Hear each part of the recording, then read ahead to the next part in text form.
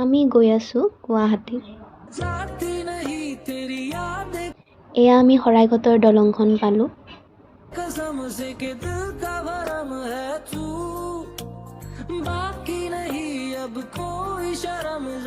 প্ৰথমে আমি গ'লোঁ ব্ৰহ্মপুত্ৰ ৰিভাৰ হেৰিটেজখনত।